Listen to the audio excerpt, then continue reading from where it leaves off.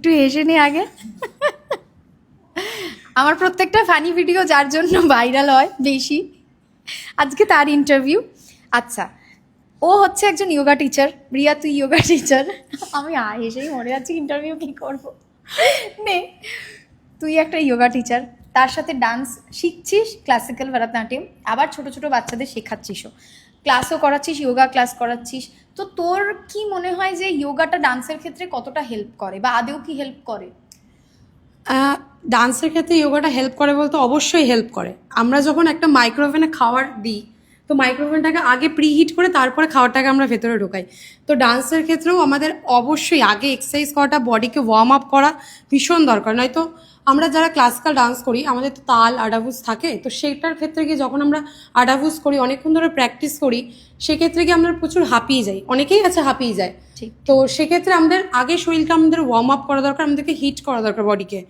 সেক্ষেত্রে তারপরে তুমি গিয়ে যখন আডাবুস করবে, তখন গিয়ে দেখবে তোমার সেই হাঁপানিটা বা কষ্টটা হবে না। অনেক ক্ষেত্রে হয় কি, যারা স্টেজে পারফরমেন্স করে নামার পরে গিয়ে হাঁপিয়ে যায়, অনেকক্ষণ ধরে হাঁপায়, মানে এটা আমার ক্ষেত্রেও হতো, সেটা প্র্যাকটিসের অভাবে।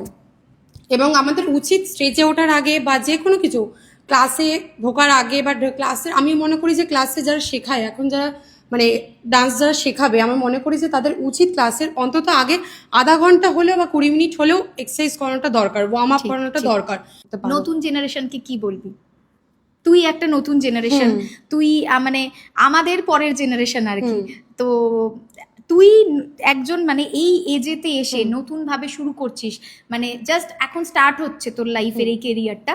তো যারা তোর মতন শুরু করতে চায়, ডান্সের স্কুল ওপেন করতে চায়, তাদেরকে কি বলবি? মানে নেগেটিভ কমেন্ট বা সমস্ত কিছু মিলিয়ে একটা ছোট্ট জাস্ট মেসেজ কি দিবি ওদেরকে? ফার্স্ট অফ অল এটাই বলবো যে দিদির থেকে তো অনেক কিছু শিখেছি।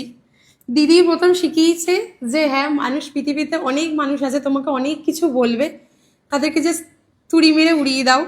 কারণ পৃথিবীতে অনেক মানুষ আছে, অনেক খারাপ কথা বলবে, তাদের কথা বাদ দিয়ে নিজেকে সামনের দিকে ফোকাস করে তোমার যেটা লক্ষ্য সেখানে ফোকাস করে এগিয়ে চলো।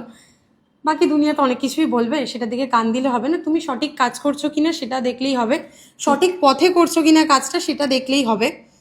এর বেশি কিছু বলবো না। আর হ্যাঁ, যদি মনে করো যে শুরু করবে, তো আজ থেকেই শুরু করে দাও। আর 2 মিনিটও ভেবে লাভ নেই, দেরি করে লাভ নেই। আজকে থেকে, এখন থেকেই শুরু করে দাও। তাতে প্রথমে ভুল হবে অবশ্যই, আস্তে আস্তে সব ঠিক হয়ে যাবে। বাহ। দেখা হচ্ছে নেক্সট ইন্টারভিউতে।